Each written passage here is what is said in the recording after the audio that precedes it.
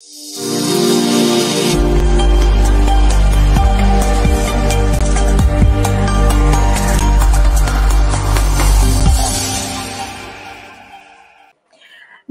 स्वागत है आपका क्यूवाइव नेटवर्क पर। मैं हूं नीलू व्यास और हमारा खास कार्यक्रम हार्ड रियलिटी में आपका स्वागत है। मैंने आपसे पहले भी कहा था और आज एक बार फिर से रिपीट कर रही हूं कि जो हमारा फोकस है Gautam Adani, specially post Hindenburg report, वो फोकस बना हुआ है। भले ही आपने देखा हो कि मेन स्ट्रीम मीडिया इसको कवर करना ऑलमोस्ट बंद कर चुका है और जो थोड़ा बहुत सोशल मीडिया पर भी इसकी कवरेज हो रही थी, धीरे धीरे आप देख रहे हैं कि वो कम होती जा रही है और गौतम अदानी का लोग नाम भूलते जा रहे हैं, क्योंकि उससे भी ज्यादा जो भ्रमित करने वाली जो रिपोर्ट्स हैं वो दिखाई जा रही हैं। चाहे वो सीबीआई एजेंसीज का दुरुपयोग हो, फिर कभी राहुल गांधी की कैम्ब्रिज का भाषण, फिर कभी कुछ तो कभी कुछ ना कुछ ऐसा एक इशू आ जाता है जिसकी वजह से गौतम अदानी के मसले को डिस्कस नहीं किया जा रहा है। अब आज एक खबर मैं आपको बताती हूँ जो कि जिस खबर के बारे में मैं ये दावा कर सकती हूँ कि ये खबर अभी कहीं नहीं छपी है, इसके बारे में कोई नहीं जानता है और इस खबर का क्रेडिट यहाँ पर मैं फॉर्च्यून इंडिया के जो डेप्यूटी एडिटर हैं राजीव रंजन को यहाँ पर देना चाहूंगी। उनसे आज हमारी बातचीत भी होगी, लेकिन उसके पहले मैं आपको बता दूं कि राजीव ने ही ये खबर ब्रेक की थी और उन्होंने मुझे बताया कि जो अदानी ग्रुप के इन्वेस्टर रिलेशन हेड हैं, जिनका नाम है बालासुब्रमण्यम दानतूर्ती, वो इस समय गार्डन लीव पर है, यानी कि 22 दिसंबर से उनको लीव पर जाने के लिए बोल दिया गया है। नोटिस पीरियड की उनको सैलरी, उनको तनख्वाह जरूर मिल रही है, लेकिन वो गार्डनिंग लीव पर है। एचआर की जो भाषा होती है उसमें गार्डनिंग लीव कहा जाता है। 22 दिसंबर से वो गार्डनिंग लीव पर है और नोटिस पीरियड के दौरान उनको तनख्वाह भी कंपनी से मिल रही है। उनका जो ऑफिशियल अकाउंट है और ईमेल है वो एक्टिव है, लेकिन एक इतनी बड़ी आपदा जबकि कंपनी पर आए, जबकि करोड़ों रुपए मार्केट से गायब हो गए, अदानी ग्रुप कहां था और कहां पर जाकर पहुंच गया। और ऐसे में इन्वेस्टर रिलेशन का काम क्या होता है कि वो इन्वेस्टर से बातचीत करता है, उनके जो कंसर्न्स हैं उसको एड्रेस करता है। लेकिन ऐसे में अदानी ग्रुप के जो ये इन्वेस्टर रिलेशंस हेड हैं बालासुब्रमण्यम दानतूर्ती, उनको छुट्टी पे भेज दिया गया है।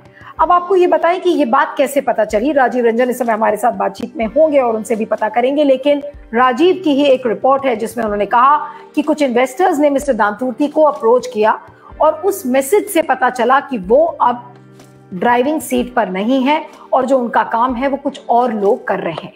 तो आप सोच सकते हैं कि हिंडनबर्ग की रिपोर्ट के आने के बाद 22 दिसंबर से जिस कंपनी के शेयर्स में इतनी ज्यादा गिरावट आई है, जिसके बारे में पूरे विश्व में समय चर्चा हो रही है कि एक तरीके से विंडफॉल देखा गया है और इतना बड़ा मेल्टडाउन मार्केट में उसके इन्वेस्टर रिलेशंस हेड को छुट्टी पर भेज दिया गया है, तो क्या आपको इसकी उत्सुकता नहीं होगी कि आखिर ऐसा क्यों हुआ है?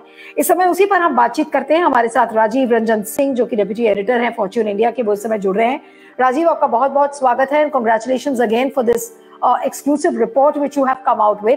और मुझे पता है हो सकता है कि आपकी मैगजीन भी इसको छापे, लेकिन we are lucky that you are sharing this information with us and thanks again on behalf of क्यूवाइव नेटवर्क। लेकिन ये खबर आपको कैसे पता चली और इसका जो पूरा स्रोत है, क्या वो इन्वेस्टर्स थे जिन्होंने मिस्टर दानतूर्ती को मैसेज किया और उसके जरिए आपको ये बातें पता चली? जी, ये पहले तो आपने बहुत ही खूबसूरती से कैप्चर किया है इस इशू को, दैट्स राइट। ये अभी तक न्यूज़ कहीं पे भी नहीं आई है और जो इन्वेस्टर्स थे अदानी ग्रुप में, उन्हीं में से कुछ परेशान इन्वेस्टर्स ने, क्योंकि आपने देखा होगा कि 12-15 दिन तक लगातार लोअर सर्किट कुछ स्टॉक्स आए, तो जाहिर सी बात है कि जिनके करोड़ों रुपए लगे हैं वो लोग तो परेशान होंगे, है ना।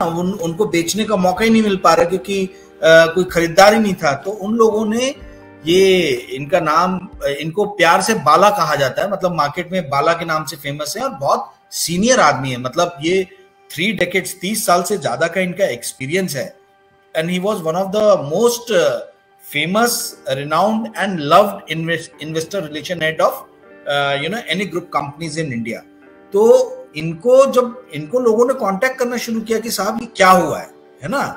तो इन्होंने पहले तो शायद मेरे ख्याल से अवॉइड किया होगा, आई डोंट नो क्या हुआ, बट सबको फिर स्टैंडर्ड मैसेजेस भेजे इन्होंने कि I am out of the system. तो ये जो इन्वेस्टर्स जो जानना चाहते थे कि भाई ये हिंडनबर्ग जो लेके आए उसमें कितनी सच्चाई है, क्या है, और ये शेयर्स रोज क्यों नीचे गिर रहे हैं, उन लोगों ने कांटेक्ट किया। जब वो लोग नहीं इसके ऊपर में जब उनसे कांटेक्ट नहीं हो पा रहा था तो इन लोगों ने पता करने की कोशिश की, और जब पता करने की कोशिश की तो अल्टीमेटली इनको ये एक मैसेज आया बाला की तरफ से। अब बाला का जो मैसेज है वो एकदम स्टैंडर्ड मैसेज है, और उन्होंने ये लिखा है कि भाई मैं सिस्टम से आउट हूं। तो वो मैसेज मुझे इन्वेस्टर्स ने भेजा आगे।